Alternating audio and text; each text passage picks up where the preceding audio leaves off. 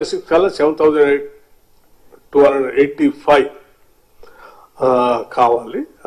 Supply and deficient చూస్తే మీకు కనిపిస్తా ఉంది 14,039 మెగావాట్స్ మైనస్ లో ఉన్నాం. 29-30 కల్లా 36,152 మైనస్ లో ఉన్నాం. అట్లాగే 34-35 కల్లా supply deficient million units 72,350 million units deficient లో ఉన్నాం. దీనికి సోలార్ ఎక్విప్మెంట్ కెపాసిటీ అంటే 37,542 మెగావాట్స్. అట్లాగే RPO company status as per 3 trillion growth ప్రకారం చూస్తే ఇప్పుడే మనం 3 చూస్తా ఉన్నాం. సెంట్రల్ ఎలక్ట్రిసిటీ అథారిటీ ప్రకారం చూస్తే ఎంత అవసరం ఉంది చూస్తున్నా, స్టేట్ గ్రోత్ ప్రకారం చూస్తే ఎంత చూస్తా ఉన్నాం, యావరేజ్ ఇప్పుడు జరుగుతున్న స్టేట్ గ్రోత్ అది కాకుండా 2047 కల్లా 3 ట్రిలియన్ గ్రోత్ ప్రకారం చూస్తే ఎంత గ్యాప్ లో ఉన్నాం అనేది 3 చూస్తా ఉన్నాం. ఈ మూడిట్లో 25-26 లో ఈ $3 ట్రిలియన్ ఎకానమీ చూస్తే 14,039 మిలియన్ యూనిట్స్ అవసరం ఉంది, మైనస్ లో ఉన్నాం.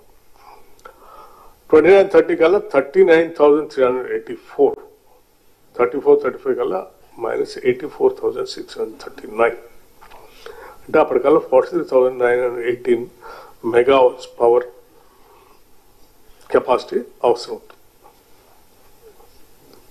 ఈ capacity addition plan as given by central authority authority. 25-26 కల్లా పీక్ డిమాండ్ ఇంత ఉండబోతుంది.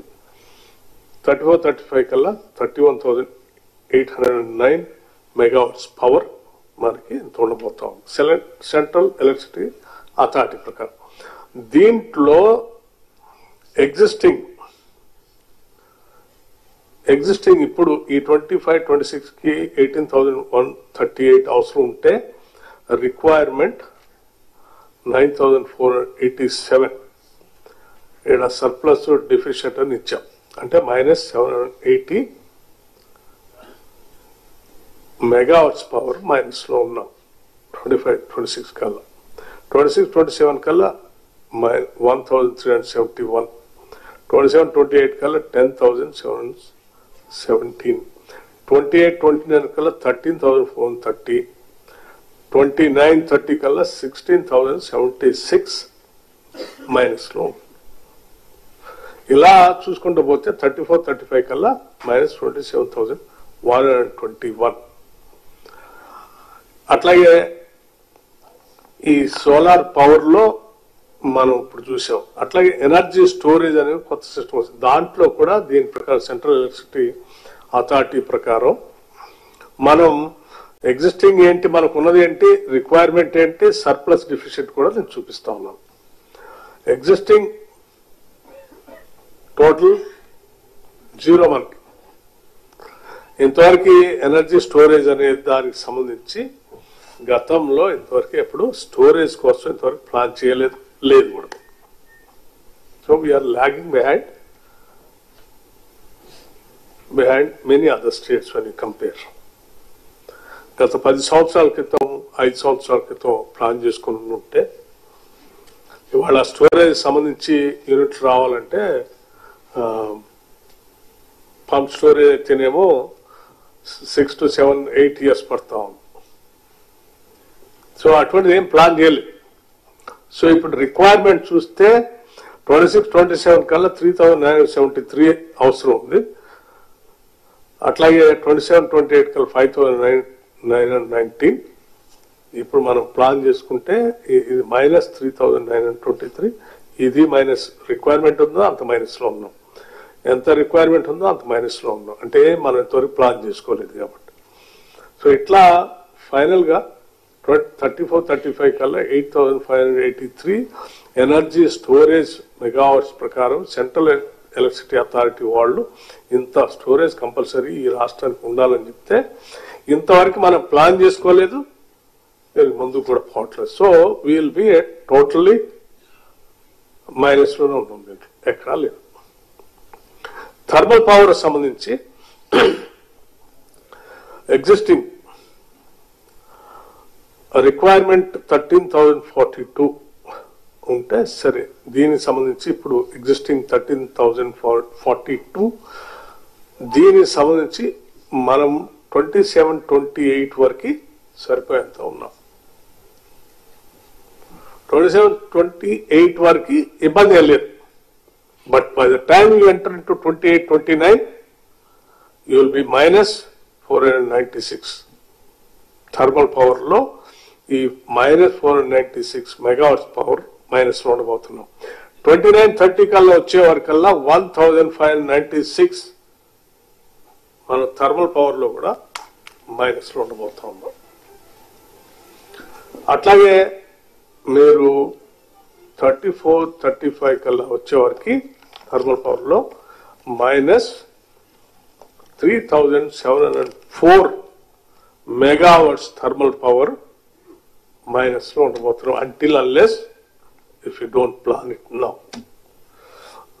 ఏం ప్లాన్ చేసుకోవాలి, ఎట్లాగే ఉంటే మనం 29-30 కల్లా 1596 మైనస్ లో ఉంటాం థర్మల్ పవర్ లేకుండా. 34-35 కల్లా ఇంత మైనస్ లో ఉంటాం. ఇక విండ్ పవర్, ఇవన్నీ కూడా మన లెక్కలు కాదు, సెంట్రల్ ఎలక్ట్రిసిటీ అథారిటీ వాళ్ళు ఈ రాష్ట్రానికి అవసరమైన ఇచ్చినటువంటి లెక్కలు. విండ్ పవర్ సంబంధించి ఎగ్జిస్టింగ్ కేవలం మన దగ్గర ఉంది 128. సరే, మనది విండ్ పవర్ పెద్దగా సూటబుల్ స్టేట్ కాదు కాబట్టి పెద్దగా ప్లాన్ చేసుకోలేకపోయారు. ఇప్పుడు కూడా ఏం జరగట్లేదు. మైనస్ చూస్తా ఉంటే 28-29 లో 500 మైనస్, ఇలా చూస్తే 34-35 కల్లా 3500 మెగావాట్స్ ఇందులో కూడా మైనస్ లో. Capacity addition plan as per bottom up approach, అంటే రాష్ట్రంలో ఇప్పుడు వస్తున్నటువంటి గ్రోత్ ప్రకారం మీరు లెక్కేసుకుంటే, అదేం సెంట్రల్ ఎలక్ట్రిసిటీ అథారిటీ వల్ల ఎంత మైనస్ లో ఉందని చెప్పాం. స్టేట్ లో ఆన్ గోయింగ్ గ్రోత్ ప్రకారం చూసుకుంటే ఎంత మైనస్ లో ఉన్నాం కూడా చెప్పి, సోలార్ పవర్ ఈ 25-26 కల్లా ఇంత 1139 అండ్ 29-30 కల్లా 17,994. అట్లాగే 34-35 కల్లా 35,479 మెగావాట్స్ మైనస్ లో సోలార్ పవర్ లో ఈ రాష్ట్రం ఉండబోతున్నాం. అట్లాగే ఎనర్జీ స్టోరేజ్ సంబంధించి కూడా టోటల్ గా -10,296 34-35 కల్లా. ఈ పీరియడ్ అయిపోయే వరకు మనకి 29-30 కల్లా 7,876 మెగావాట్స్ పవర్ స్టోరేజ్ సంబంధించి ఈ రాష్ట్రం వెనకబడిపోయింది. అది ఇంతవరకు మనం ఈ ఎనర్జీ స్టోరేజ్ అనే దానికోసం మనం ఇంతవరకు ప్రణాళికే చేసుకోలేదు, రాష్ట్రం లేనే లేదు. అట్లాగే థర్మల్ పవర్ సంబంధించి 25-26 కల్లా నెక్స్ట్ ఇయర్ కే మనకి ఇప్పుడున్నటువంటి గ్రోత్ ప్రకారం చూస్తే మైనస్, ఇంక్లూడింగ్ ఇప్పుడు ఆన్ గోయింగ్ ప్రాజెక్టుతో సహా పీక్ డిమాండ్ ఇంక్లూడింగ్ యాదాద్రిలో 5 యూనిట్స్ కూడా కంప్లీట్ అయి ఫుల్ ప్రొడక్షన్ లోకి వస్తే కూడా -594 థర్మల్ పవర్ మనం మైనస్ లో ఉండబోతున్నాం. 29-30 కల్లా 1,433 మెగావాట్స్ మైనస్ లో ఉండబోతున్నాం. 34-35 కల్లా 7,377 మెగావాట్స్ మైనస్ లో ఉండబోతున్నాం. విండ్ పవర్ లో వచ్చే వరకు ఫైనల్ గా 29-30 కల్లా 1,000, 34-35 కల్లా 3,500. This is what we are going to face. Capacity addition plan for 3 trillion economy. 3 trillion economy ప్రకారం మన జిఎస్డిపి ఇయర్ వైజ్ ఏ రకంగా గ్రోత్ ఉంటుందో ఆ గ్రోత్ కు అనుగుణంగా పవర్ ఎస్టిమేషన్స్ దాని అవసరం లెక్కేసుకుంటే సోలార్ పవర్ 25-26 కల్లా 1,039, 29-30 కల్లా 19,502 మెగావాట్ సోలార్ పవర్ అవసరం. 34-35 కల్లా 41,289 మెగావాట్ సోలార్ పవర్ ఈ రాష్ట్రానికి అవసరం. అట్లాగే ఎనర్జీ స్టోరేజ్, సో ఇంత సోలార్ పవర్ తెచ్చుకుంటే మళ్ళీ స్టోరేజ్ చేసుకొని వాడుకోవడానికి కావాల్సింది 29-30 కల్లా 8,207 సరిపోయేంత స్టోరేజ్ మనం చేసుకోవాలి ప్లాన్ మైనస్ లో ఉన్నాం. 34-35 కల్లా 11,492 కావాల్సింది స్టోరేజ్ చేసుకోవాల్సిన అవసరం ఇప్పటి వరకు లేదు. థర్మల్ పవర్కి వచ్చేవరకు 25-26 కల్లా అంటే నెక్స్ట్ ఇయర్ లోనే మైనస్ 494 తక్కువ పడుతుంది. మీరు 29-30 కల్లా 3,550 మెగావాట్స్ పవర్ అవసరం ఉంటుంది. 34-35 కల్లా 9,931 మెగావాట్స్ పవర్ ఈ రాష్ట్రాన్ని అడిషనల్ గా మనం ప్లాన్ చేసుకోవాల్సిన అవసరం ఉంటుంది. విండ్ పవర్ కి వచ్చే వరకల్లా సరే విండ్ పవర్ నేను ఆల్రెడీ 29-30 కల్లా 1000 కావాలి. 34-35 కల్లా 3,500 కావాలి. ఇక సోలార్ కెపాసిటీ అడిషన్ సంబంధించి సెంట్రల్ ఎలక్ట్రిసిటీ అథారిటీ ప్రకారం ఇది యాడ్ చేసుకుంటా రావాల్సిన అవసరం. ఇలా 29-30 కల్లా క్యుములేటివ్ కెపాసిటీ అడిషన్ 16,076 చేసుకోవాలి. 34-35 కల్లా 27,121 మెగావాట్స్ అవసరం. 3 ట్రిలియన్ ఎకానమీ ప్రకారం చూసుకుంటే 29-30 కల్లా 19,502, 34-35 కల్లా 41,289 మెగావాట్ సోలార్ పవర్ అవసరం. So solar capacity addition options ఏంటంటే 2-3 ఆప్షన్స్ ఉన్నాయి. ఒకటి long term saving after loan repayment, cheaper power, increase resistance. Demerits ఏంటంటే higher investment, loans burden, operation and maintenance. అంటే మనం రాష్ట్ర ప్రకారం మనం పెట్టి దీన్ని యాడ్ చేసుకుంటే లాంగ్ టర్మ్ లోన్ తీసుకొచ్చి పెట్టుకోవాలి.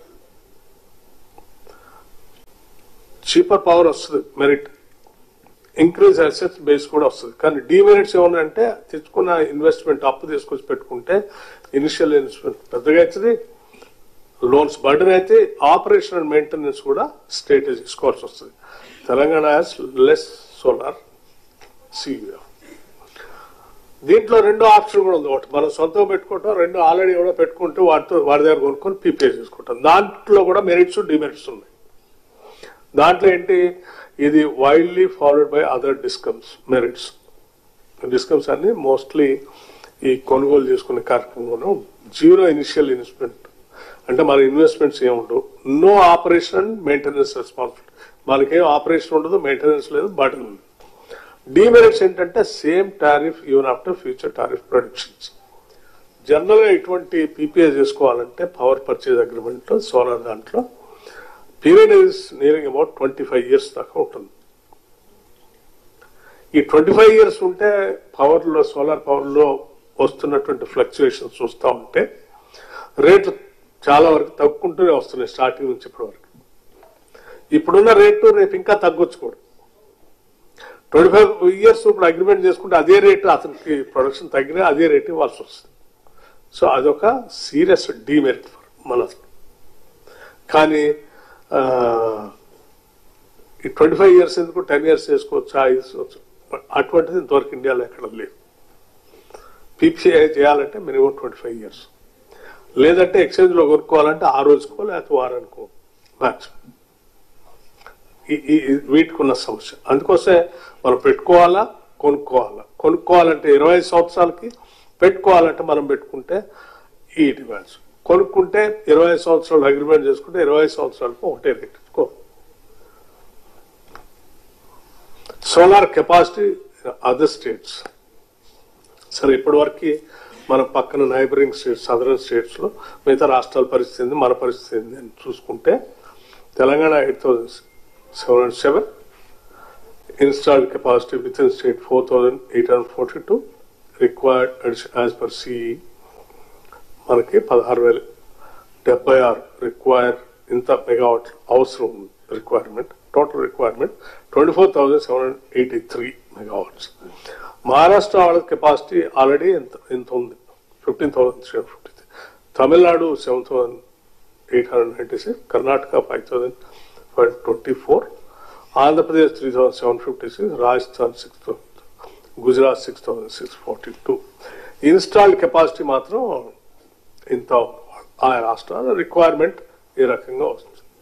టోటల్ రిక్వైర్మెంట్ ఏ రాష్ట్రానికి ఎంత ఉంటే తెలంగాణకే 24,000, Maharashtra 29, Tamil Nadu 17, Karnataka 11, and Andhra Pradesh 11,000, Rajasthan 16,000, and Gujarat 24,000 friends.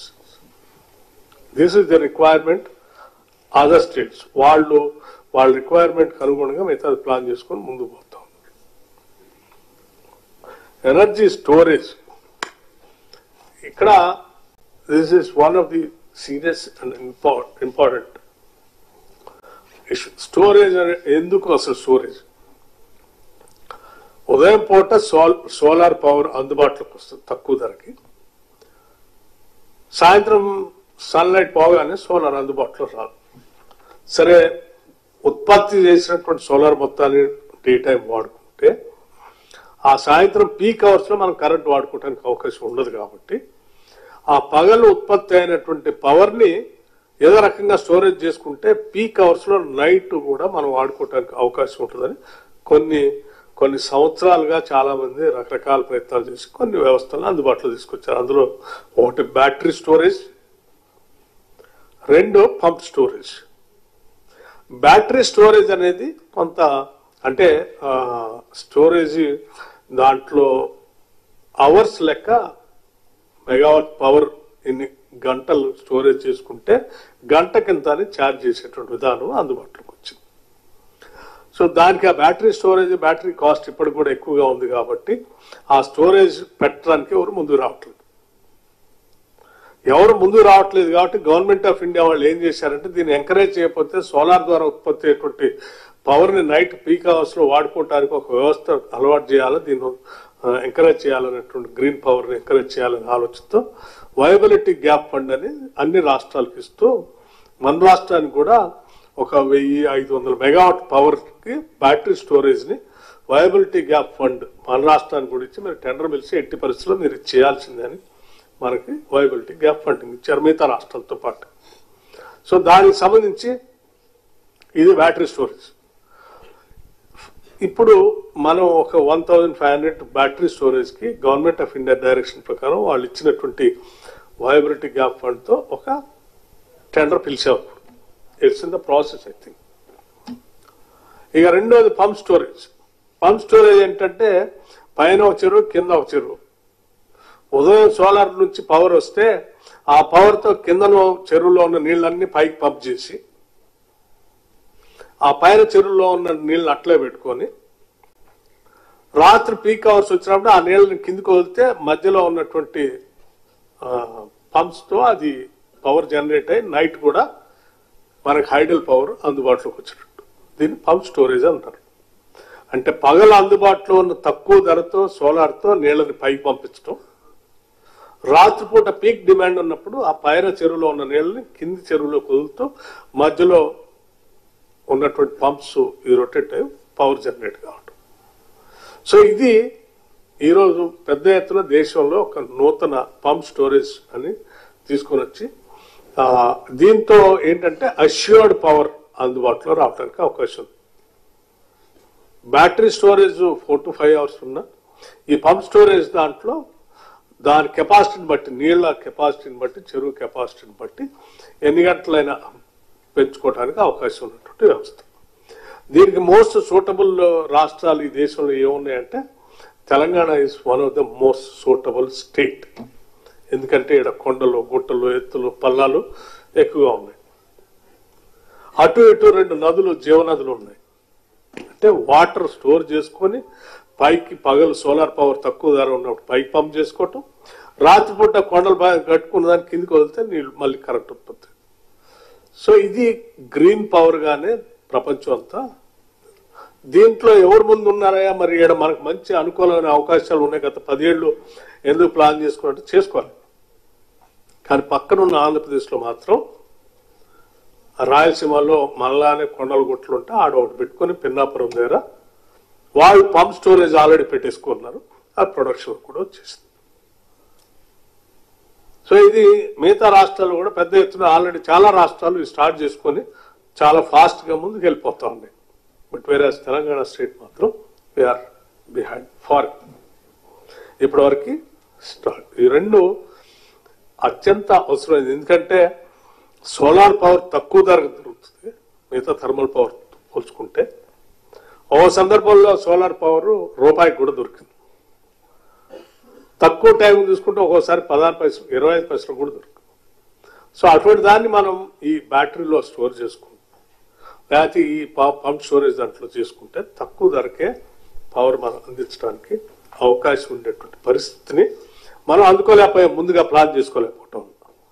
వచ్చిన అందుబాటులో ఉన్న టెక్నాలజీని, అందుబాటులో ఉన్న జియోగ్రఫికల్ కండిషన్స్ తెలంగాణకి నాట్ ప్లాన్ ఇట్. సో ఈ గవర్నమెంట్ వచ్చిన తర్వాత అసలు స్టేట్ లో ఎక్కడెక్కడ ఏ సైట్స్ అవకాశాలు ఉన్నాయో ఒక స్టడీ చేసి ఒక రిపోర్ట్ ఇవ్వని చెప్పి ప్రపంచంలో ప్రసిద్ధిగాంచినటువంటి కొన్ని కంపెనీస్ లైక్ డెలైట్ లాంటి వాళ్ళది, ఇంకోటి ప్రైస్ టాటా వాళ్ళకి ఇచ్చే స్టడీ చేసి ఒక రిపోర్ట్ ఇవ్వని ఇచ్చాం. మొత్తం వాళ్ళు 10 నుంచి 12 సైట్లు most eligible for pump storage లాంటి వాటికి మంచి చేసుకోవడానికి తెలంగాణలో అవసరం ఉందని చెప్పి స్టడీ చేసి వాళ్ళు రిపోర్ట్ ఇచ్చారు. These are the 2 things. కాకపోతే ఎనర్జీ స్టోరేజ్ అడిషన్స్ ఏంటి సెంట్రల్ ఎలక్ట్రిసిటీ అథారిటీ ప్రకారం అవసరం ఉన్నది, ఎంత అవసరం ఉందనేది కూడా స్పష్టంగా 29-30 కల్లా ఈ కెపాసిటీ అడిషన్ క్యుములేటివ్ మనకి 7,366 మెగావాట్స్ కావాల్సినంత చేయాల్సిన అవసరం ఉంది. 3 ట్రిలియన్ దానికోసం. ఇవి బులెటిన్ అప్డేట్స్. మరిన్ని అప్డేట్స్ కోసం చూస్తూనే